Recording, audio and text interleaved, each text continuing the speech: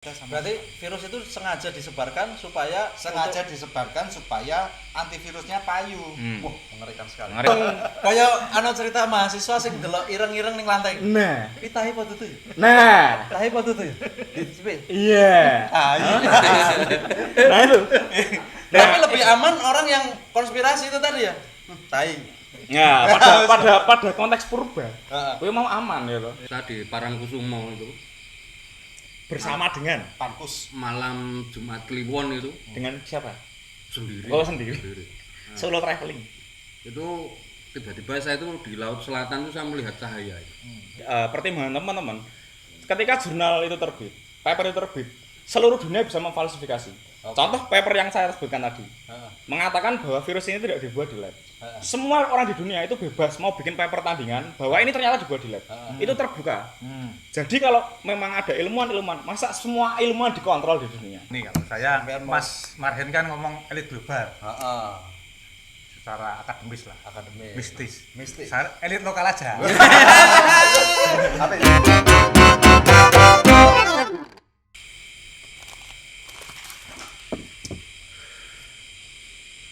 Sedulur Talks loh. Kali ini kita mengangkat tema yang sedikit fenomenal ya, banyak fenomenal untuk tahun 2020, yaitu kita mengangkat tema tentang COVID. Oke, sedulur Talkshow episode kali ini seperti yang tadi disampaikan oleh Mas Marhaen, kita akan bicara soal konspirasi atau bukan berkaitan dengan COVID. Ya, kita ketahui bersama bahwa semenjak bermulanya pandemi COVID-19 banyak sekali informasi yang simpang siur ya. Ada yang mengatakan itu konspirasi, ada yang mengatakan itu memang scientist begitu. Banyak orang berasumsi, banyak orang beropini, tetapi di antara isu-isu yang beredar itu kita juga belum tahu kebenaran yang pastinya itu yang bagaimana, konspirasi atau bukan, atau ini benar-benar penyakit saja ya, dan bisa sembuh, atau bagaimana sembuhnya. Pokoknya ruwet banget itu ya. Sampai-sampai mungkin dari mulai presiden, menteri sampai ke masyarakat paling bawah pun punya persepsi atau punya pandangan sendiri ya. Oke. Di tengah-tengah kita Talkshow hari ini menghadirkan teman-teman ya yang menghadirkan pisang goreng dan donat kentang. Orang anak itu rasa ngomong ya. Malam ini seperti biasa. Ayo kata-kata. Cold brew Surami Cafe ya. Bukan cold brew. Bukan cold brew ya benar. Kopi susu Surami Cafe. Palm sugar latte. Yang artinya Palm sugar itu gula aren. Latte itu proses pembuatan dengan sistem latte. Ini bisa ketemu di mana, Mas? Didapatkan di mana? Dihubungi di Surami Coffee. Jadi hanya ada di Jogja ya, Mas? Hanya ada di Jogja. Sementara ini ya. Dan hanya ada di satu tempat. Di mana, Mas? Di Kota Gede. Di Kota Gede ya, di Kopi Jawi. Bukan. Surami Kopi. Surami Kopi. Oh iya. Apa ya? Berarti ya. Aku gundul ya. Mas nanya.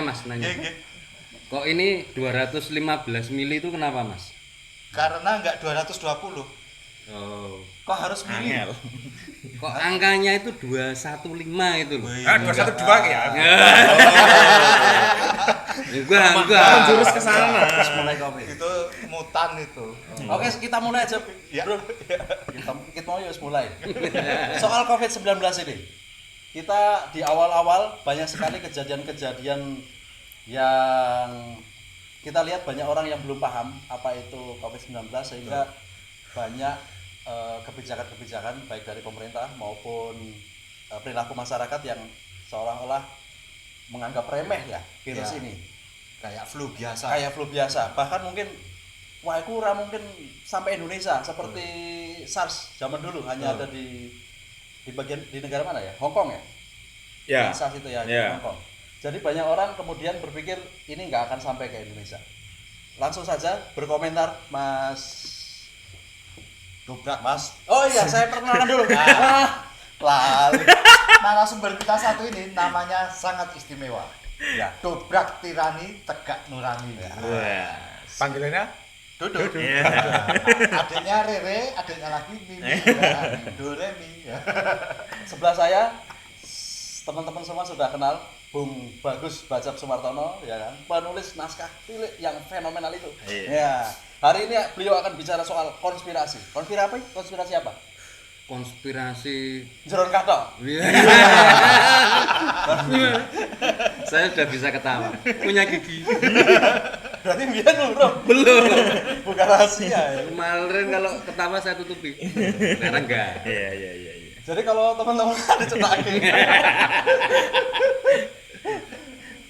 Oke, jadi sebelah sini ada Sebelah saya. Om Paimo, Mas Paimor. seorang pakar konspirasi. Dia konspirasi IT. Ini kita lihat dari topinya yang membawa virusnya ini sebenarnya ini. Kemudian Mas Marhain juga seorang yang kalau saya jelaskan nanti beliau tidak aman. Bahaya. Jadi yang jelas beliau adalah guru-guru para barista di Jogja. Beliau penasihat adalah spiritual. penasihat spiritual juga. Oke, langsung saja dikomentari yang tadi itu. Jadi awal-awal pandemi tadi saya kira para talk slower juga mengamati apa yang terjadi di Indonesia sejak awal Covid beredar ya, pandemi itu. Menurut jenengan kenapa terjadi seperti itu? Itu dia. Pakat dulu Pak. Oh iya, Ini ono getaran handphone masuk nggak apa-apa. nggak apa-apa. Sama kotak-kotak lenar. Oh iya. Oh getar tadi, ngek gitu. Oh, iya. Sama itu apa lenar barang-barang kotak gitu. Oh iya. Terus kok dia gitu. Oke, sip, lanjut. Oke, sebelum dijawab, saya ambil donat dulu. Iya. Karena Silakan, ini silakan. bagian penting dari Talk Slow. Donat ini juga hasil produksi dari Surami Coffee. Surami Coffee, produk turunan. Supporting system kita ini. Ya, ini Kopi, donat kentang donat ya. kentang. Frozen, frozen bukan? Frozen. Frozen. Donat kentang. Juga hanya ada di Yogyakarta. hanya ada di Jogja. Saya sudah mencoba dan berkali-kali dan rasanya maknyus. Bisa dipesan di deskripsi nanti. Iya. Ini orang mulai-mulai. Wis ki mau. Iya. Bagaimana perjalanan Covid? Mungkin dari perspektif apapun lah, bebas. Iya. Sepanjang jenengan tahu di Iya. awal-awal Covid itu. Monggo, yang tua dulu. Wah, Gue. Covid. Sebenarnya kalau saya ngamati bukan di Covid-nya. Awalnya memang Covid-nya. Tapi setelah amati ternyata antivirus Covid-nya itu yang ada konspirasinya. Berarti adanya Covid itu dirancang dong. Dirancang, Adanya Covid dirancang. adanya Covid dirancang. Jadi tahun 92 Bill Gates sudah melakukan riset. Mungkin tidak dipublish ya. Berapa jumlah orang yang dikorbankan untuk risetnya Bill Gates untuk Covid itu. Ini jenengan Saya berdasarkan baca ya? Saya baca Di mana? dari Baca di banyak mana? sumber. Jadi ada 3 sumber yang saya konsumsi. Saya cross check dari banyak sisi. Saya simpulkan semacam itu. Jadi bahwa Bill Gates mau nggak mau kan behind the scene-nya adalah elit global ya. Nah, dia mengeluarkan biaya banyak untuk penelitian Covid. Antivirusnya ketemu, tapi biayanya kan mahal. Kemudian dia ini harus cari modal, Balik modal. Kayak caleg-caleg itu. Iya, itu pasti itu. Itu sudah sejak tahun 92.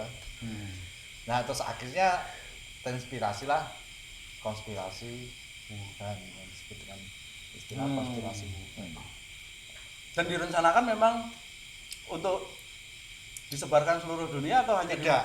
Jadi di situ ada perang dagang yang lain, yaitu penguasaan wilayah dunia.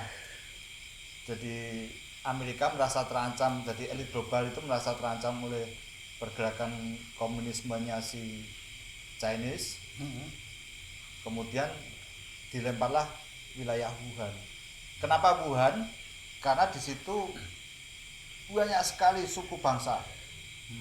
Salah satunya orang Indonesia. Pada bulan Februari saya sudah ketemu seorang pelaut dari Wuhan. Saya ketemu di Cirebon. Pertanyaan saya, kok dia bisa lari?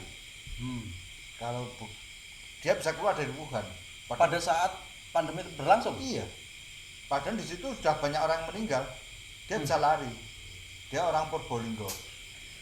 Nah, ya itu faktor ketuhanan, dia berpikir itu wah untuk saya bisa keluar dari Wuhan dan bisa, tapi enggak, itu memang dia dijebak oleh para agen-agen untuk bisa keluar dari Wuhan. Disitulah proses penyebarannya. Salah satunya itu, jadi di Wuhan karena memang banyak sekali orang-orang luar. Jadi COVID itu bukan konspirasi. COVID itu memang ada, COVID memang ada, tapi penyebarannya konspirasi. konspirasi. Untuk balik modal ke si antivirus tadi yang diriset tahun 92. Oke. Bagaimana Mas Dodo? Luar biasa sekali. Iya kok. Sing ngomong luar biasa iki aku. Narasumber sih. Agak deg-degan nih sebenarnya menanggapi klaim yang sangat luar biasa ini. Oke. Nah, mungkin secara umum dulu, jadi saya juga membaca, bacanya mungkin berbeda. Iya, ya. Dari saya membaca beberapa artikel di jurnal-jurnal ilmiah semacam Nature, kemudian Elsevier. Di sana sebenarnya dijelaskan juga bagaimana riwayat si SARS-CoV-2 ini kemudian adalah evolusi dari SARS-CoV-1 yang kemudian sampai ke tubuh manusia, hipotesanya lewat binatang itu. Oke, sebentar. Kira-kira gitu. Jadi kan tadi kan ngomong soal jurnal. Yes. Nah, saya ini orang awam. Ya, Orang ngerti jurnal. ya. Jurnal itu apa, terus levelnya bagaimana secara objektivitas atau ilmiahnya. Ya. Karena seumuran saya itu yang saya tahu cuma jurnal olahraga ini. TVRI. Iya, Jurnal iya, yang begitu lah. Jurnal ki apa, Mas? Baik. Jadi di dalam dunia akademis, dalam dunia akademis ada ketika orang kemudian mau mempublis penelitiannya, risetnya, itu biasanya dipublis dalam bentuk artikel atau dalam bentuk paper, nah seperti itu. Nah, kumpulan dari paper-paper ini itu adalah jurnal. Jadi contoh kalau saya bikin paper penelitian tentang medis, saya akan masuk ke jurnal medis. Nah, jurnal ini punya publisher itu ada Nature, ada Elsevier dan lain sebagainya itu. Nah, jurnal-jurnal ini menjadi skema atau sistematika perkembangan ilmu pengetahuan selama ini. Jadi sejak mungkin zamannya Einstein, zamannya Newton itu sudah ada. Jadi Einstein menerbitkan teori relativitasnya itu juga dipublish di jurnal dan lain sebagainya Dan seperti itu. publisher itu tadi valid gitu ya? Nah, Diakui gimana? kita bisa discuss nih tentang validitas si publisher. Tapi mungkin biar ini kita respon dulu tadi tentang konspirasinya. Ya, tentang konspirasinya. Jadi acuan saya jurnal itu. Jadi dari penjelasan di dalam ilmu virologi dan lain sebagainya, dia adalah evolusi dari si SARS-CoV-1 seperti itu. Nah, SARS-CoV-1 aja itu kita belum dapat ya itu vaksin dan lain sebagainya itu. Untuk SARS-CoV-2 sebenarnya terjadi kejutan di mana dia mutasi dan persebarannya bisa lebih luas dan lain sebagainya. Nah, itulah outbreak yang kemudian menjadi pandemi. Karena secara sedikit saya membaca di politik, kita itu tidak ada political will untuk concern ke arah sana. Padahal sejak lama ya, dari mulai polio, terus kemudian TBC dan lain sebagainya. Tetanus. Artinya berkaitan dengan virus. Itu sudah sejak lama, sudah sejak zaman dulu dari flu Spanyol dan lain sebagainya. Sudah lama fenomena virus ini terjadi. Cuman katakanlah di Indonesia, berapa sih anggaran yang diplot untuk kemudian kita concern riset ke arah virus dan lain sebagainya seperti itu. Ya. Dan Artinya itu belum ada. Sejauh pemahaman saya itu belum jadi concern utama itu. Padahal kita sangat bersinggungan dengan makhluk yang tidak terlihat itu. Ya, Dan virus bukan makhluk. Makhluk. Virus itu benda mati. Ya itu kontroversi. Kontroversi. Itu kontroversi. Ya, tapi itu tidak di situ lah ya. Tidak di situ lah. Itu defend bahwa itu Ah. benda hidup atau benda mati masih kontroversi. Yang jelas barang ini belum jadi concern ya. Betul. Ya. Oke. Kira-kira gitu. Nah, kalau dari perspektif sentimennya seperti itu. Lah Jadi kemudian saya kata dulu, Hmm. kritik jenengan terhadap pemerintah Indonesia itu belum ada concern enggak terhadap hanya Indonesia. bukan hanya Ya, Indonesia. bukan hanya Indonesia. Makanya tadi yang disebut ada si Bill Gates dan lain sebagainya tadi. Tapi mungkin karena populasi penduduk Indonesia yang jutaan itu sehingga mestinya dipikirkan itu ya. Harusnya. Karena harus. ketika Iya. tersebar itu jadi jutaan. ya. Betul, dan keniscayaan artinya mutasi si virus ini akan terus terjadi. Dia akan beradaptasi karena kita sudah memahami secara utuh di biologi bahwa evolusi terjadi setiap saat, gitu kan. Kita saat ini berevolusi, terus kemudian virus juga berevolusi, bakteri juga berevolusi, dan itu adalah keniscayaan. Jadi monitoring kita terhadap evolusi inilah yang kemudian menjadi antisipatif kita, kira-kira begitu. Harusnya. Makanya ada pahlawan evolusi. Oh, ini pahlawan revolusi ya. Iya. Cedak. Kira-kira. Kuwi Makanya kalau ngomong R. nah, terus merespon tadi si Bill Gates dan lain sebagainya Ah. tadi. Bill Gates itu dalam pandangan saya adalah salah satu orang yang concern terhadap hal itu. Oke. Concern terhadap virus dan sebagainya, dan dia kebetulan duit dan dia bisa ibaratnya dirinya wes warak toh. Ya. Dan dia bisa mencerahkan itu untuk itu. Cuma memang ada sisi di mana dia terlihat wah kok ini Bill Gates meneh yang kemudian menjadi prasangka. Jangan-jangan si Bill Gates ini yang kemudian nah banyak konsumsi di. Nah mungkin nanti Mas Bajek bisa cerita juga tentang perfilman ya. Tentang apa film-film tentang konspirasi Oke. Big Pharma dan lain sebagainya. Saya kejar dulu yang itu. Prasangka-prasangka itu betul apa enggak pada sudah ketemu akhirnya prasangka itu betul atau tidak? Nah, untuk melihat betul atau tidaknya. Nah, ini kita mulai membahas tentang konspirasinya itu. Jadi konspirasi narasi itu narasinya mulai dijelaskan. Betul. Konspirasi itu persekongkolan. Persekongkolan banyak pihak yang menuju ada satu tujuan. Itu konspirasi. Konspirasi terbagi jadi 4. Konspirasi ekonomi, konspirasi politik, konspirasi sipil, dan konspirasi pribadi to community. Nah, ini yang konspirasi yang kita kenal 4 hal itu. Makanya ono konspirasi agama, ono mau di Indonesia. Oh, di Indonesia ada konspirasi agama. Konon katanya ada. Kanan loh. Saya Kanan loh. 215 loh. Nah, iya makanya. Penting loh, Mas, penting loh ini nanti dijawab loh. Kenapa 215 itu dijawab loh. 3 angka dibolak-balik toh. Amistik. Nah, di mistake. Sehingga konspirasi persekongkolan jahat, intinya konspirasi itu persekongkolan jahat. Tidak ada konspirasi yang persekongkolan baik, nggak ada. Itu kaya ibaratnya ning Jawa itu istilah kong kali kong. Kong kali kong sama dengan Persekongkolan jahat. Tongkol. Jangan salah ngomong loh itu. Nanti dimarahi bapak kita nanti. Nah, kamu diomong. Persekongkolan jahat. Persekongkolan jahat. Jenis-jenis konspirasi.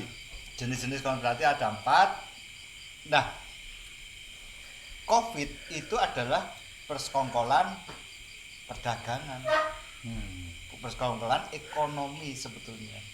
Yang itu pun Bill Gates nggak nyangka ternyata larinya ke masalah politik. Nggak menyangka gitu loh sebenarnya. Namanya konspirasi itu di ranah hukum nggak bisa dibuktikan, nggak bisa dibawa ke ranah hukum. Karena apa? Konspirasi itu pasti ada salah satu alat pasti ada nggak ada. Maksudnya pasti nggak lengkap. Satu alat yang bisa dihukum apa? Barang bukti, alibi, dan saksi. Nah, ono saksi paten dijret, ono bukti dihilangkan, ada alibi disamarkan. Itu konspirasi dan itu terjadi di COVID. Gitu. Gini, konspirasi COVID yang jenengan maksud itu penciptaan COVID-nya atau pasca COVID tersebar kemudian terjadi konspirasi? Bukan. Jadi orang bisnis ya, saya katakan Bill Gates itu orang bisnis ya. Yang di bawahnya ada elit global, saya nggak mau nyebut satu-satu elit global siapa, banyak lah elit global. Nah, itu bisnis mesti cari keuntungan. dia dengan yayasannya kan fokus di riset virus ya, dan sebagainya lah, ada bakteri dan sebagainya. Nah di situ kan butuh biaya banyak, dan itu mengeluarkan berapa miliar dolar lah. Dia butuh balikin, maka harus jual anti virusnya lewat itu. Kalau virusnya nggak ada, sektor ekonominya nggak ada, bahkan politiknya nggak ada sama Berarti sekali. virus itu sengaja disebarkan supaya antivirusnya payu. Wah, mengerikan sekali. Mengerikan sekali ya. Mengerikan sekali. Mengerikan sekali. Ini bisa ditelaah secara perspektif yang berbeda. Secara Bung Pacet. mistis. Ya, saya tuh pernah dapat wangsit. Wah. Wangsit loh, ini wangsit. Wah. Loh. Wangsit. Anu mie ayam. Ya. Mie wangsit. Ini wangsit mie ayam Wangsit itu, wangsit. Jadi saya di Parangkusumo itu bersama dengan Pankus. malam Jumat Kliwon itu dengan siapa? sendiri. Oh, sendiri. Nah, Solo traveling. itu tiba-tiba saya itu di laut selatan tuh saya melihat cahaya. Cahaya. Muter-muter itu cahayanya. Tapi nggak bentuk tulisan apa-apa. Nah, terus saya tanya sama guru spiritual saya. Mbak Siswa ya. Bukan Mbak Siswa. Apa dek? Wah, itu pokoknya jos. Itu diceritakan kalau saya tanya di tafsir sama guru spiritual saya itu akan ada peristiwa besar itu 2020 di tahun kembar, cuman gitu. Jadi saya begitu melihat mengalami ini pandemi ini, wah berarti mengenai guru bener tahun kembar. Nah, konspirasi ya banyak sekali toh. Berita-berita tentang konspirasi banyak sekali. Terkait dengan COVID. Iya. Piye, Mas Dodo? Wes. Menanggapi Ya. Berarti narasinya itu kan adalah penyakit ini diciptakan. Kemudian Menurut- disebar untuk kemudian dijual antivirus atau Bukan, combo bukan, nih antivirus. bukan diciptakan. Gimana? Virus itu memang sudah ada gitu loh, Ah. cuma dikembangkan. Oh, artinya di desain di lab gitu kan Betul. untuk kemudian disebarkan. Disebarkan. Sehingga yang punya antivirus cuma dia. Iya, Narasinya begitu ya. betul. Nah, ini sekaligus demonstrate ya, demonstrate bagaimana kemudian kita bisa menyikapi informasi. Nek saya ya. menyikapi informasi yang seperti itu kita bisa jabarkan klaim-klaimnya. Contoh klaim pertama adalah virus ini dibuat atau dimodifikasi di lab dengan tujuan tertentu, misalnya seperti itu. Kemudian dia disebarkan secara sengaja. Gitu. Kemudian antivirusnya ini sudah ada. Gitu. Nah, klaim-klaimnya ini bisa dijabarkan. Nah, misalkan nih, ini kita mencoba di dalam scientific method itu ada falsifikasi. Ya, oke. Jadi contoh ketika saya mengajukan suatu rumus persamaan hukum gitu kan, jebret ini menentang hukum gravitasinya Newton misalnya seperti itu, F sama dengan bla bla bla itu. Nah, si Einstein kemudian menjelaskan ini nggak berlaku kalau masanya besar sekali, di black hole misalnya seperti itu. Jika kemudian dia memfalsifikasi gravitasinya Newton, dia bikin relativitas umum dan relativitas khusus untuk membahas gravitasi secara umum. Di scientific method seperti itu ada sistem falsifikasi. Nah, klaim-klaim ini tadi sebenarnya bisa kita falsifikasi juga. Contoh nih, klaim pertama, misalkan virus ini tidak dibuat di lab, dia terjadi secara natural. Apakah semua klaimnya jadi runtuh? Karena ini kan tadi berkesinambungan tuh. Ya. Ya toh? Ini dimodifikasi di lab, kemudian sengaja disebarkan. Lah jika ini dibuktikan tidak dimodifikasi di lab, runtuhlah semua teori ini. Kan kira-kira begitu. Ya. Nah, ini saya menyiapkan bacaan untuk kita semua. Nah, ya. Ya toh? Menarik. Judulnya adalah The Proximal Origin of SARS-CoV-2. Yang artinya Artinya apa? Artinya originnya apa? Asal. Asal muasal si COVID. Nah, kira-kira gitu. Ini paper tulisannya Christian G. Anderson, terbit di jurnal Nature Medicine. Oke. Ini nanti bisa diakses di sini linknya ya, di sini deskripsi gitu. Ya. Di paper ini dia menjelaskan, tak baca ya. Baca aja. Our analysis clearly show that SARS-CoV-2 is not a laboratory construct or purposefully manipulated virus. Artinya, analisis dia clearly show, sangat menunjukkan bahwa SARS-CoV-2 ini tidak dibuat di lab atau secara sengaja dimanipulasi. Dia menganalisis ini secara ilmu virologi. Dianalisis secara DNA-nya, RNA-nya. Kalau saya membaca secara utuh, dia mengatakan ketika virus itu dimodifikasi, ada jejak-jejak modifikasinya di sana.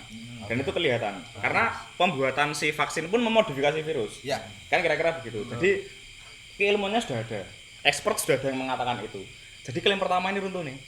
Jebret gitu kan. Bahwa Virus ini dibuat di lab. karena dia melakukan penelitian ternyata tidak ada jejak-jejak Tidak modifikasi. ada jejak modifikasi. Bahkan dia menemukan probabilitas bagaimana si virus ini kemudian bisa berkembang dari satu ke satu di paper ini kira-kira begitu.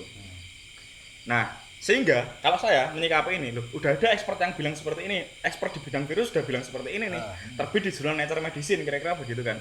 Maka klaim-klaim yang selanjutnya ini bisa dipertanyakan juga. Loh, nggak dibuat di lab kok. Terus gimana dia menyebarkan dan lain sebagainya. Tapi soal siapa tadi yang membuat jurnal itu? Siapa namanya? J. Anderson. Ya. Itu, Pak. Itu Christian J. Anderson dan Andrew Rambaud. Itu dipercaya, artinya memang. Ini yang kemudian. Loh, berarti kan kita harus meng-cross check kok. Apakah kita bisa percaya jurnal tersebut? Betul. Nah, itu yang kemudian. Kalau saya percaya, saya langsung percaya. Cuma kepercayaan. Iya, saya memang orang terpercaya. Nah, saya nggak langsung percaya. Saya percaya. Dia ilmuwan. Percayanya dia ilmuwan gitu. Cuma behind the scene-nya ilmuwan itu siapa gitu. Oke. Nah, ini menarik sekali. Ya. Karena kita kemudian jadi bertanya, loh, jangan-jangan kalau jurnal ini sudah ada behind the scene-nya, maka nggak valid dong. Dia bisa pesenan dong. Nah, kan kira-kira begitu. Pertanyaan kita kemudian. Gimana? Bisa nggak dibuktikan bahwa itu pesanan atau tidak? Atau akhirnya kita ketemu sama konspirasi lagi? Nah, kalau saya menyikapi hal ini, jadi skema di dalam naskah akademik atau kemudian tulisan-tulisan di akademis, kemudian yang melewati jurnal, terbit di jurnal, itu untuk pesanan dan tidak pesanan, saya kok secara pengalaman pribadi maupun secara ini melihat itu bukan pesanan. Artinya yang terbit di jurnal. Contoh gini, mekanisme penerbitan di jurnal itu adalah kita mengajukan draft paper. Yaitu draft paper ini kemudian direview sama si penerbit atau publisher yang di jurnal tadi, kira-kira kan begitu. Nah, yang direview itu bukan isi kontennya, tapi metodologinya. Udah bener apa belum, gitu kan? Metodologinya udah pas atau belum? Dia nggak punya hak untuk kemudian nyalahke atau benerke isinya. Yang dibenerkan harus adalah metodologinya. Metodologinya bener apa tidak? Ya betul. Ya mesti bener Mas. Ahli soalnya. Belum tentu. Belum tentu. Karena manipulatif ada juga.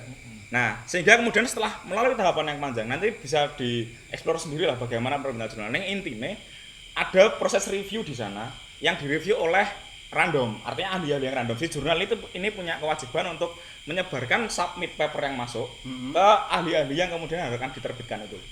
Jadi sebelum terbit banyak proses yang dilalui, review dan lain sebagainya. Gagal review dia ulang tulisannya dan lain sebagainya seperti itu. Bahkan mungkin penelitian lagi mungkin bisa jadi. Banyak dari akademisi di Indonesia yang kemudian gagal masuk ke jurnal-jurnal itu. Nah, setelah kemudian terbit, ya kan, bagaimana kemudian orang penerbitan itu sebenarnya tidak ada bayar gitu kan. Jadi peneliti itu tidak bayar ke sana, mungkin bayar administrasi dan lain sebagainya. Cuman secara ini tidak bayar ya, secara besar kira-kira begitu. Oke, dikasih sebentar. Syarat untuk menerbitkan jurnal itu apakah harus seorang pakar, misalnya kayak aku wong awam gitu? Bisa. Kira-kira apa kira-kira judulnya nek wong awam, misalnya dampak mie ayam terhadap apa misalnya iso? Bisa, tergantung nanti masuk ke jurnal mana, cari jurnalnya saja. Jurnal waton misalnya jurnal UGM itu kan bisa juga. Bisa. Nah, kemudian kembali ke pertanyaan bagaimana kemudian kita bisa mempercayai si jurnal ini kan, kira-kira begitu. Nah, mekanisme si jurnal dia bisa mendapatkan duit itu dari subskripsi university dan akademisi yang lainnya. Jadi ketika jurnal itu dipakai oleh akademisi di acu, dia akan dapat duit si penulis. Jurnalnya akan dapat duit. Jadi yang membuat dia dapat duit itu adalah kualitas jurnalnya. Jadi kalau isi papernya abal-abal, isi penelitiannya abal-abal, itu jurnalnya akan jelek. Dia tidak akan dipakai lagi. akan kredibilitasnya akan runtuh di bidang akademisi. Oke, jadi mempertaruhkan Mempertaruhkan nama. Nama. Nah, jurnal itu di ranking juga. Jadi ada jurnal di kuartil 1. Dia kuartil 1 itu jurnal-jurnal yang paling banyak direview oleh peneliti lain dan lain sebagainya. Nah, anggapannya kalau kemudian dia banyak direview jurnal itu, maka prosesnya ini tadi sudah benar dan kualitas penelitian yang ditampilkan di jurnal itu sudah oke. Nah, salah satu yang jurnal Q1 adalah Nature Medicine tadi ini. Q1 ya. Ini Q1.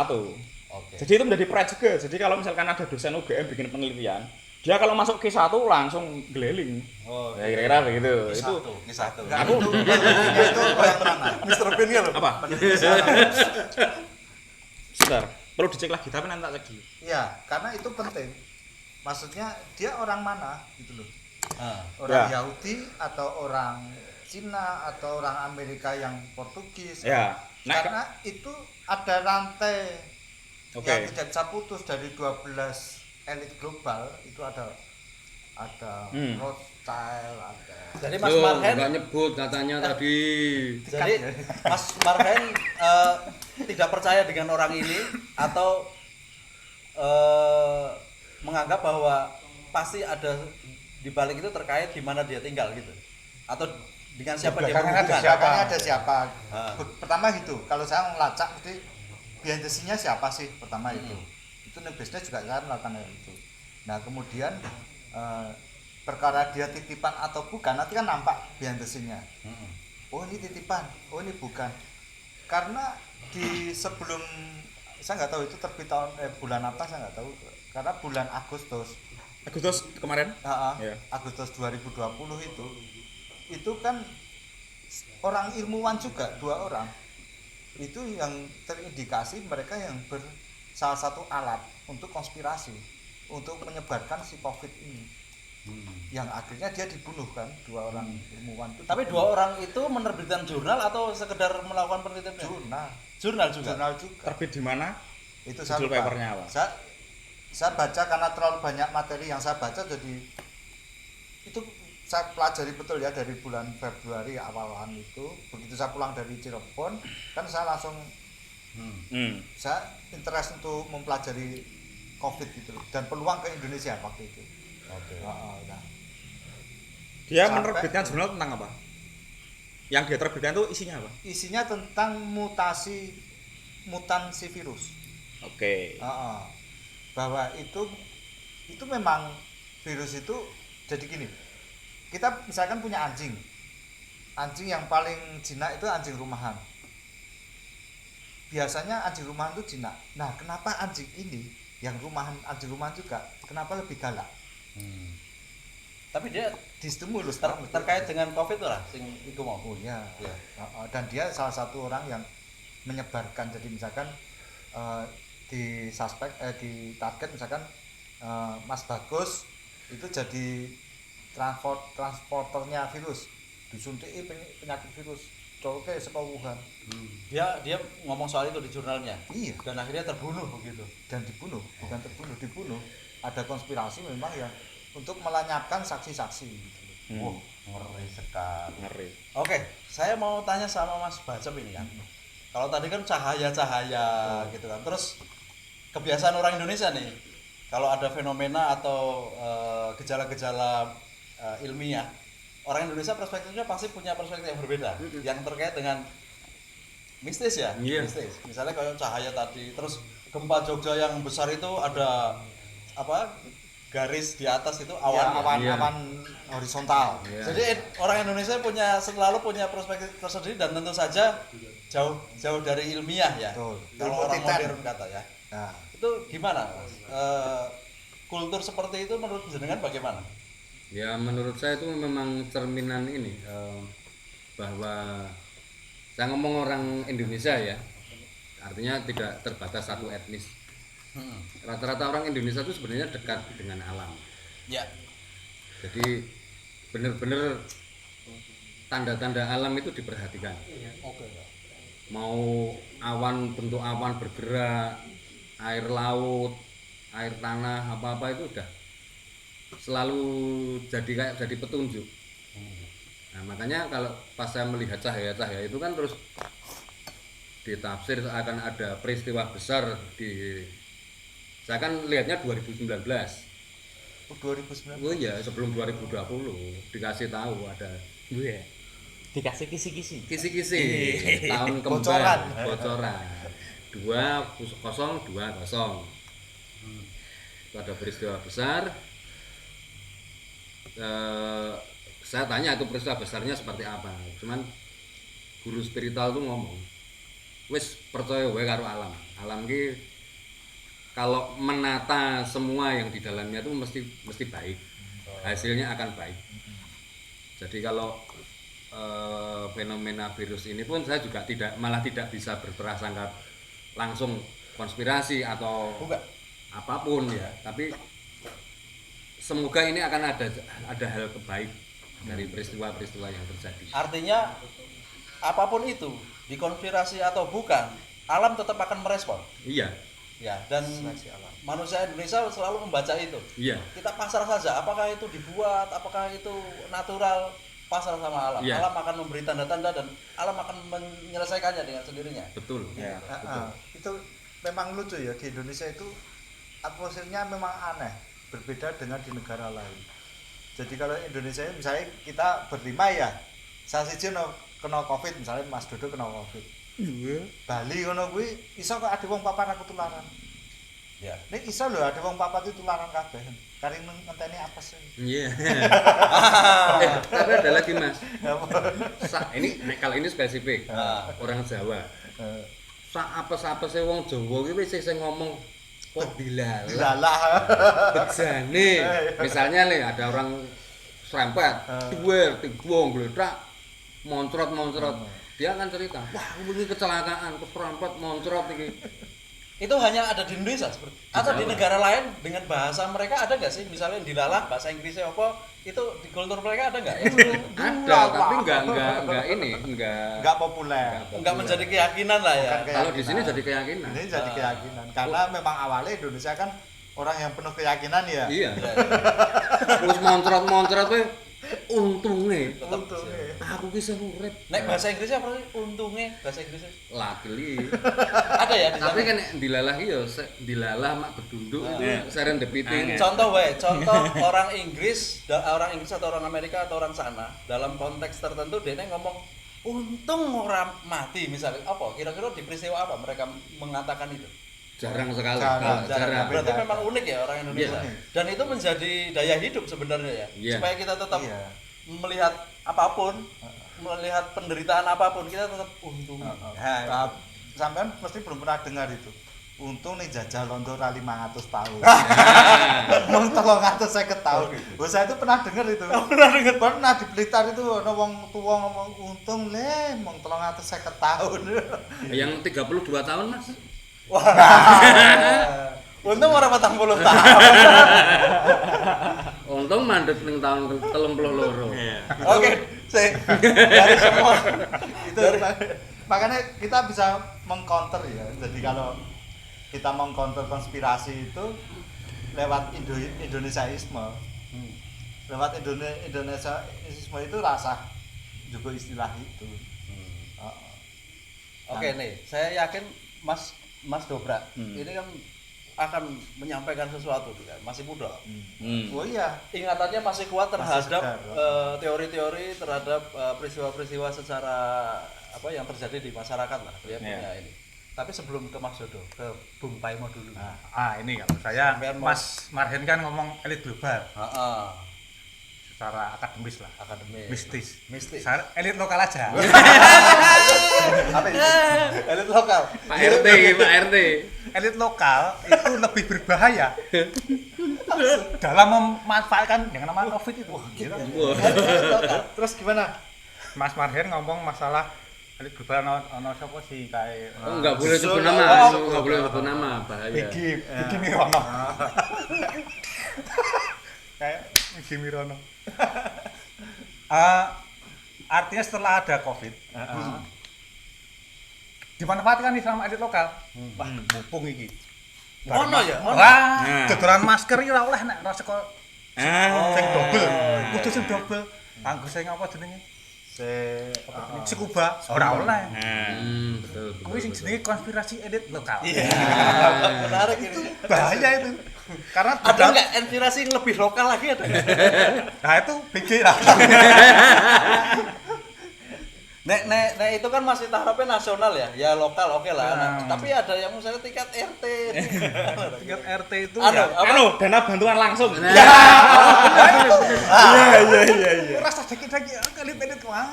sing nompo Lokal itu. bantuan iso diatur ya. Iya. Nek ora dulure dhewe ra entuk tanda tangan. Nah, Itu kong kali kong. Lah itu konspirasi Elit lokal. Lah nggih. Elit lokal ki urusannya ming iki ya biasanya ya. Bisa dicirikan urusannya iki bener maksudnya iki bener. Iya. Nah, iki lokal. Oke, kalau ininya gede, nggak mungkin kong kali kong. Itu lah. Silakan Mas Dodo terkait Oke. tadi dilanjutkan jurnal. ya. Pada intinya gini teman-teman. Nah, saya melihat sebenarnya ada dua narasi besar loh kalau di COVID-19 ini saya baca. Yang pertama Big Pharma tadi. Jadi jualan vaksin ya narasi besarnya. Jualan penawar ya, vaksin kira-kira gitu.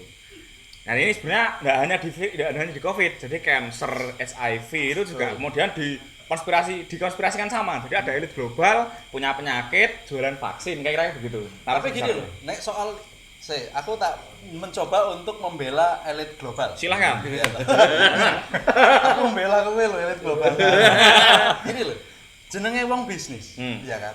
Kan yo sah-sah wae toh memanfaatkan situasi. Maksudnya gini, bukan salah dia ketika misalnya Mas Marhen lagi musim udan. Kemudian berpikir, tak dodolan kopi panas gitu kan. Di beberapa spot tempat yang memang kan sah. Ya. Bukan konspirasi itu, Selama memanfaatkan situasi. bukan persekongkolan jahat sah. Persoalannya gini Om, Gimana? kalau itu kan merespon keadaan ya, artinya menangkap peluang. Nah, yang dimaksudkan konspirasi tadi itu dia mengada-adakan penyakit yang awalnya ra ono, dadi ono, terus dia diobati. Nah, itu. Gitu. Itu kan kejahatan itu. Nah, kan kira-kira dia nggawe penyakit kan terus Kejahatan karena merusak Oh tatanan. iya, dia sudah membuat orang sakit kok bilang dengan menyebarkan penyakit itu kan persoalannya di sana. Yang kemudian menjadi highlight besarnya di situ. Itu narasi pertama Big Pharma, istilah di dalam konspirasi. Jadi ada perusahaan farmasi yang kemudian ingin menguasai dunia lah, atau elit global melalui perusahaan farmasi. Yang kedua, itu konspirasi terkait dengan COVID-19 dan 5G. Oke. Nah. Ya, saya lihat itu. Nah, ya yang toh. tato. Ya tato, yang kemudian microchip dan lain sebagainya. Ya. Oke, gimana itu? Ada ya narasi besarnya juga kemudian kontrol population. Jadi bisa jadi kemudian dapat informasi pribadi dan lain sebagainya seperti itu. Ya, saya mengulang lagi informasi soal Bill Gates yang rencananya akan menandai orang-orang yang sudah divaksin dan orang-orang yang belum divaksin dengan tato. Yang disinyalir tato itu nanti akan menjadi pusat kontrol manusia. Jadi ada microchip yang ditanam. Jadi orang tidak tahu bahwa itu microchip gitu loh. Ya. Ngertinya tato tanda wis divaksin gitu. Ternyata konon tato itu bisa diakses oleh pusat datanya Microsoft katakanlah gitu. Ini katanya gitu. Dan kemudian manusia bisa dikontrol begitu dengan 5G yang aksesnya menjadi sangat cepat dan menampung banyak bergiga-giga data sehingga bisa mengumpulkan data dari sekian banyak populasi manusia. Ya. Itu benar nggak kira-kira secara ilmiah? Sebetulnya sikapnya itu sama, menyikapi informasi tentang adanya perusahaan farmasi besar yang kemudian menjualan vaksin ini sama kontrol manusia tadi itu sama. Menurut saya sikap semua orang itu harus mosok sih ngono lho. Jadi ketika ada informasi kita harus mosok sih dulu. Mosok sih ngono lho. Mosok sih karena itu klaim yang sangat luar biasa loh. Dalam artian penjelasannya harus sangat luar biasa lebar dari mulai teknis perencanaan, teknologi yang digunakan dan sebagainya terkait dengan yang Bill Gates, Microsoft dan lain sebagainya tadi ya. Terkait Big Pharma tadi juga kemudian bagaimana dia bisa mengkondisikan seluruh ilmuwan di dunia dari negara yang berbeda-beda untuk kemudian tidak bisa mengungkapkan bahwa virus ini dimodifikasi dan lain sebagainya. Ya, kalau metode itu memungkinkan sekali, Mas. Ya, Karena artinya harus ada demonstrasinya tuh. Ya, dan itu kan sudah dirancang oleh WHO. Oke. WHO itu siapa? WHO. Ya. WHO itu siapa? WHO adalah elit global. Ya. Jadi yang biayai ibu itu elit global. Jadi Dan kalau dia kalau Mas Marhen akan selalu tidak percaya, terus Mas Marhen percaya sama siapa? Tuhan. Nah, ini apa ini? Saya cocok. Saya sudah tidak bisa membantah ya yang itu. Angin ya? Angel itu angel. Bagaimana kita menebat Tuhan? Nah. Ya. Wes percaya wae lah wae. Nah, Bener wong message itu tadi. Betul. Percaya saja sama Tuhan. Dan Tapi alam. penting nggak sih kita mengetahui bahwa itu konspirasi atau bukan kalau pada akhirnya kita kemudian pasrah pada Tuhan? Gitu. yang ingin saya encourage itu sebetulnya adalah sikap menyikapi informasi tadi. Jadi ketika ada klaim-klaim begitu, sikap kita masuk safe tadi. Ya. Kita cross check dulu dong informasinya, karena banyak sekali akan teori konspirasi itu melibatkan dunia loh, gitu. Dia melibatkan persoalan dunia. Sehingga klaimnya akan banyak sekali. Klaimnya itu kan bisa kita kejar satu-satu sebetulnya. Ya. Nah, dan kita bisa urutkan secara silogisme, logika filsafat biasa sederhana loh. Wah. Ngono kae. Ya kan ono premis 1, premis 2, konklusi ngono kae lho. Nah, itu kan bisa sebenarnya kita. Putrane Mas Gus iki jan. Iya, iya. Maksudku gitu. Nah, dalam menyikapi contoh tadi demonstrasi tentang yang Big Pharma. Klaim pertama itu virus dibuat. Nah, sudah ada jurnal yang menerbitkan, paper yang menerbitkan penelitian bahwa itu tidak dibuat di lab. Gitu. Itu tidak dibuat di lab, tidak dimanipulasi dengan tujuan tertentu. Bisa dibaca linknya nanti di deskripsi tak kasih ya. Itu. Artinya klaim pertama ini bisa digugurkan. Kenapa bisa digugurkan? Kenapa kita bisa percaya ke jurnal? Mekanisme jurnalnya sudah berlangsung sangat lama. Ya. Peradaban kita, perkembangan teknologi kita itu mengacu pada itu, perkembangan teknologi itu. Contoh perusahaan, katakanlah untuk kemudian masuk ke mekanisme ekonomi, kita mau mengembangkan lampu, kita mau mengembangkan telepon dan lain sebagainya. Mengacu kemana informasinya? Bagaimana dia kemudian bisa menggunakan teknologi 5G? Ya. Bagaimana kemudian bisa menggunakan dari yang mulai 2G sampai 4G? Dari jurnal IT. Gitu. Ada pengembangan, oh kita bisa menggunakan frekuensi segini nih, teknologinya segini. Contoh kemudian industri farmasi misalnya, industri farmasi. Secara bisnis nih Om ya, misalkan Om Arhan punya perusahaan farmasi, kemudian mau memproduksi obat. Terus Om Arhan itu butuh apa sih untuk kemudian memproduksi? Legitimasi obatnya itu kan, bahwa obat ini bisa berhasil kan gitu, kira-kira gitu. Apakah Om Arhan riset pribadi, kemudian itu bisa Om Arhan jual sendiri? Enggak, pasti pakai jaringan. Nah, pasti tentu saja mekanisme yang terjadi di seluruh dunia medis yang saya ketahui, teman-teman saya di kedokteran UGM dan lain sebagainya, mereka belajarnya pun mengacu ke jurnal dan lain sebagainya. Semuanya bidang keilmuan kita itu mengacu ke sana, mekanismenya loh, mekanismenya ke sana. Kemudian ketika ditanya, lah apakah kita bisa percaya terhadap jurnal itu? Seperti yang tak jelaskan tadi, mekanisme ini tadi menjaga supaya jurnal ini menerbitkan kualitasnya. Karena ketika dia kualitasnya sampah, metodologinya tidak bagus dan sebagainya, dia tidak akan di-subscribe, tidak akan digunakan lama. Sering terjadi dan banyak sekarang jurnal-jurnal predator juga. Yang dia hanya kemudian golek duit dari submit paper peneliti, kira-kira gitu. Ya. Dan lain sebagainya. Saya sepakat lah yang disampaikan Mas Dodo, cuma saya nggak sepakat dengan persoalan kesehatan ya. Karena saya nggak percaya dengan dokter orangnya itu. Siapa bilang jurnal itu tidak bisa dibeli? Semua bisa dibeli. Tapi itu kan direview Mas, direview oleh para pakar. Yang penting yang paling ini ya mungkin ini yang bisa menjadi pertimbangan teman-teman. Ketika jurnal itu terbit, paper itu terbit, seluruh dunia bisa memfalsifikasi. Contoh paper yang saya sebutkan tadi mengatakan bahwa virus ini tidak dibuat di lab. Semua orang di dunia itu bebas mau bikin paper tandingan bahwa ini ternyata dibuat di lab. Itu terbuka. Jadi kalau memang ada ilmuwan, masa semua ilmuwan dikontrol di dunia? Oke. Gitu ya. Bagaimana kemudian teman-teman yang mempercayai teori konspirasi menjelaskan bahwa semua ilmuwan sudah dikontrol? Termasuk akademisnya UGM, termasuk akademisnya UNY misalnya, akademisnya ITB, akademisnya UI ya gitu. Virus ini konkret di Indonesia sekarang sudah ada, sampelnya bisa diambil, bisa diteliti langsung, kira-kira begitu. Apakah kita tidak mampu meneliti virus seperti itu dan lain sebagainya? Artinya jurnal ini tadi itu bisa difalsifikasi. Jadi kalau ada mekanisme yang kemudian bisa memungkinkan jurnal tandingan atau paper tandingan yang menyebutkan bahwa ini dibuat di lab. Contohnya adalah Bu Siti Fadilah. Ya. Nah itu, Bu Siti Fadilah waktu itu mengkritik si WHO, ya toh, bahwa kemudian vaksin harus beli dari sini, sampel dikirim dari Indonesia ke sana, ya toh, kemudian dikirimkan lagi ke sini. Apa yang dilakukan oleh Bu Siti Fadilah? Dia bikin artikel ilmiah, menjelaskan mekanisme itu nggak benar gitu loh. akhirnya dia menang lawan WHO. Oke. Jadi ada mekanisme-mekanisme di dalam dunia akademik yang kemudian memungkinkan adanya sistem falsifikasi. Walaupun ujungnya Bu Siti Fadila Di penjara. Nah, itu enggak tahu ya. Itu kalau- karena permainan elit. Nah, itu saya sekali Iya. lagi. Ini Sekali orang lagi. ini telah membocorkan rahasia kita.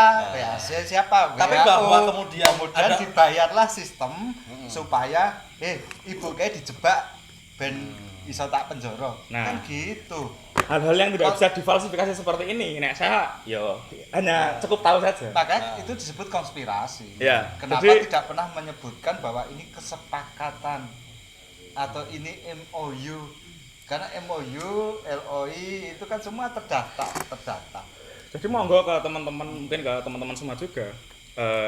Ada dua cara pandang nih kayak Oke, kayak gitu. iya. Ada dua cara pandang tentang menyikapi informasi dan lain Ya. sebagainya. Ya tujuannya talk show juga begitu. Iya, toh. Artinya ketika kita mendapatkan atau melihat atau apapun lah suatu fenomena, kita bisa mengambil sisi ilmiah, Ilmiah. kemudian bisa mengambil sisi Sisi yang- ngawur.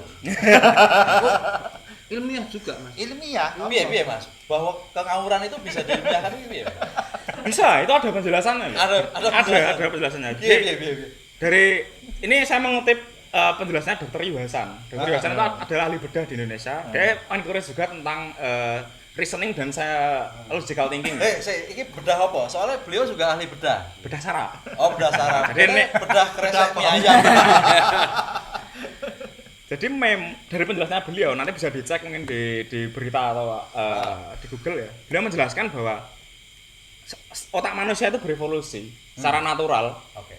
untuk kemudian senang dengan teori-teori konspirasi. Oke. Jadi itu membuat nyaman. Ah. Membuat nyaman penjelasannya ketika kita dulu masih berburu dan meramu di Afrika gitu. Nah, ini kan urusannya sekarang evolusi ya. Nah, kita tuh mengembangkan otak untuk kemudian ono semak-semak itu adalah hewan liar. Ya. Kita tidak perlu mengkonfirmasi dulu. Ah. Itu apakah kucing lagi kawin Ah. ataukah itu adalah predator yang sedang mengintai kita. Ah. Kita lebih merasa aman. Ya orang-orang yang survive itu orang-orang yang tidak perlu ngecek spread. Langsung bae asumsi, kayak macan. Kayak macan aku tak melayu. Daripada tak cross check sih, jebul kucing kawin. Kucing kawin bisa ditonton lah nek ano macan. Gauk raine. Langsung Kaya ana cerita mahasiswa sing delok ireng-ireng ning lantai. nah. Iki tahi apa tutu ya? Nah, Tahi apa tutu ya? Dicipin. iya. Ah, iya. Nah itu. Tapi lebih aman orang yang konspirasi itu tadi ya. Tai. Ya, pada konteks purba, Heeh. gue mau aman gitu. Iya, iya. Kalau itu lebih aman dan itu berkembang sampai hari ini. Secara neurosains seperti itu ya, artinya otak kita itu nyaman ketika ono penjelasan kayak gini dan lain sebagainya. Jadi kira-kira begitu. Kenapa kemudian kita seneng atau kita mengembangkan teori-teori seperti itu? Tapi secara klaim kita sekarang sudah masuk ke peradaban yang seperti ini bahwa kita bisa meng-cross-check informasi, kita bisa melakukan penelitian, ada mekanismenya yang membuat peradaban kita sampai hari ini seperti ini. Itu adalah perkembangan ilmu pengetahuan yang seperti ini. Oke, sekarang jenengan kasih tahu teman-teman Talkshow bagaimana caranya mendapatkan informasi yang ilmiah yang benar-benar katakanlah mengakses jurnal itu piye carane? Oke. Teman-teman Talkshow itu bisa mengakses jurnal melalui dua search engine. Yang pertama Google Scholar ya loh. Jadi Scholar di google.com atau yang bahasa Indonesia .co.id. Jadi ada beberapa jurnal bahasa Indonesia, ada juga yang jurnal bahasa Inggris. Jadi effortnya nanti teman-teman kalau mau baca bahasa Inggris ya nganggo translate gak apa-apa. Ya. Yang kedua sciencedirect.com. Nah, untuk persoalan google.com itu teman-teman harus hati-hati karena di Google solar.google.com dia tidak disaring jurnalnya. Jadi jurnal-jurnal predator yang tadi hanya nyari duit dari submit paper tadi itu masuk ke sana juga. Nah, ada juga jurnal-jurnal yang kualitas yang Q1 tadi. Nah, untuk ngecek kualitas jurnal itu di simagor.com atau kalau aku lupa. Nanti tak insert di link juga deskripsi Oke, gitu. ya. Nah, mekanisme itu bisa teman-teman lakukan untuk kemudian menggali informasi. Karena virus itu bukan hal yang tabu, bukan hal yang asing. Dia ada bidang ilmunya, dikembangkan keilmuannya dan bisa kita akses. Hal-hal yang begitu terus kemudian katakanlah bumi datar, terus pendaratan bulan, kan konspirasi banyak itu. Ya. Nah, itu bisa dicek semuanya ke sana. Terus kemudian bagaimana kemudian kita bisa beli atau kita confidence bahwa jurnal itu tepat ya mau dari kredibilitas jurnal kita bisa cek. Terlihat di sana ya. Terlihat siapa di belakangnya, siapa pemilik jurnal dan sebagainya, teman-teman bisa cross check. Nah kalau jurnal abal-abal biasanya sing editor-editornya itu abal-abal juga, nggak ada di university mana itu nggak ada. Kira-kira gitu. Oke. Kalau soal vaksin, nah bulan Desember konon katanya secara bertahap vaksin itu akan dimulai disuntikkan ke manusia gitu kan. Secara bertahap. Bagaimana sikap Mas Marhen? Kalau saya tetap nggak mau divaksin, wong saya nggak sakit kok. Oke, gitu ya. Dan saya akan bicara ke teman-teman, jangan mau divaksin. Nah, Kalau saya mau Mas, Berarti kamu nggak percaya pada Tuhan.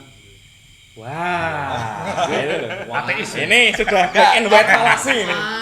Identifikasi itu setuju dengan masalah konspirasi itu memang satu sisi yang pada unidentifikasi.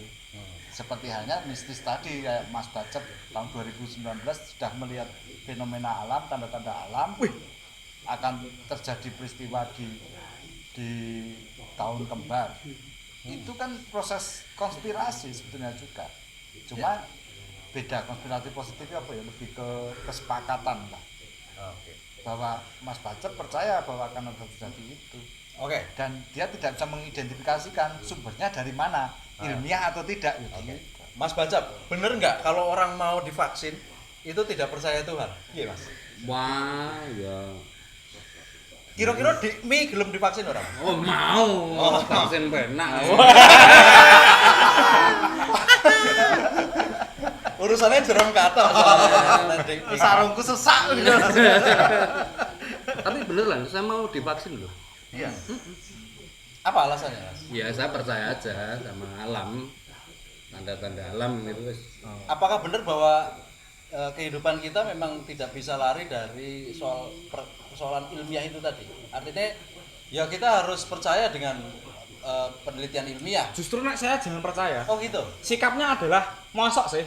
Oh. Jadi ada effort untuk kemudian kita ngecek. Contoh kita kan jarang ya. Kemudian secara awam kita tuh ngecek kebenaran informasi dari jurnal. Atau kita maksudnya dapat informasi dari jurnal secara langsung. Kebanyakan Dari kita itu- dari desas-desus. Dari berita, dari media sosial.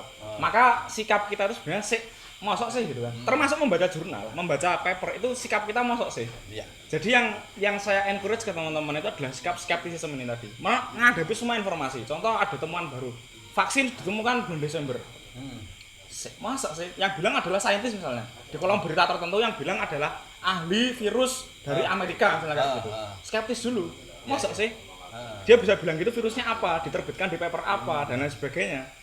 Nah, kita bisa cross check tuh. Nah, sampai hari ini saya mengikuti perkembangan di jurnal medis, belum ada publish paper yang mengatakan virusku ini berhasil diterapkan. Antivirus atau vaksinnya ini berhasil diterapkan. Jadi, apakah bulan Desember sudah disuntik dan lain sebagainya, saya tidak tahu. Karena di jurnal belum ada yang. Karena belum ada yang ini. Oke. Karena kenapa harus terbit di jurnal? Tadi, mekanisme tadi. Orang Indonesia atau akademisi Indonesia yang menggunakan itu. Vaksin mungkin sekarang di dasar pemikirannya opo, dasar penelitiannya opo. Kok kemudian kowe ngetoke vaksin ini. Oke. Nah, lebih mudah dia daripada jelaske kok ngono ditutup dhewe, terbitnya jurnal. Jebret iki. Oh, sudah masuk ke jurnal medis. Orang akan langsung percaya, bukan langsung percaya ya, akan confidence dengan hasilnya karena diterbitkan di jurnal. Daripada dia publish dhewe ning blog ngono kuwi to. Iki penelitianku, iki jurnalku. Jadi soal vaksin yang akan disebarkan atau disuntikan di bulan Desember belum ada jurnal ya? Belum, sejauh pemahaman saya belum ada jurnal yang menunjukkan ini vaksin sudah bisa digunakan. Oke. Dari elit lokal ada pendapat Mas, kalau sebagai orang lokal yang percaya Tuhan, Berarti nggak mau divaksin. nggak mau. Weh. termasuk yang tidak percaya kalau divaksin? Itu vaksin valid atau tidak mau. Karena saya menurut sama Gusti Allah bahwa populasi dunia itu harus diturunkan. Itu Gusti Allah apa elit global itu? Loh. Satu lagi. Apa? Ini penting ini. Ya. Menurut mekanisme medis, vaksin itu akan berhasil. Herd immunity itu akan berhasil ketika lebih dari 60% itu mendapatkan vaksin populasi dunia atau di satu negara lah kira-kira kayak gitu. Ketika kurang dari itu chance untuk berhasilnya meredam si virus ini Oke. itu akan berat, akan kecil kira-kira gitu. Ah. Nah, ketika bahayanya konspirasi ini Ah. atau simpang siurnya informasi ini menyebabkan adanya pertimbangan untuk tidak divaksin. Oke. Jadi vaksin ketemu, ketika wong ora gelem divaksin, padha wae. Sehingga tingkat keberhasilannya akan minim sekali. Akan ya? minim untuk kemudian muncul herd immunity Herd seperti immunity-nya, itu. iya, Ya, kira-kira begitu. Oke, begitu. Jadi menurut ya ini Menghimbau. secara perspektif menghimbau juga bahwa ini informasi medis bisa dicek juga nanti apakah saya luput mengatakan angka-angkanya ya. Ya. Tapi intinya vaksin ketemu nek orang-orang yang tidak mau divaksin podo wae. Podo wae ya. Karena Podo kemudian wae. orang-orang itu akan Ya, menyebarkan. atau mekanisme tadi itu dipetesi tadi itu. Oke. Tapi herd immunity itu sudah berjalan dari sekarang. Oh iya, Sudah. Iya toh? sudah jadi. Sebetulnya manusia itu kan diciptakan Tuhan. Itu kebalik. Ada lagi? Oh, wes ya. Oke. Dulu kita tutup episode kali ini. Salam slow. Slow.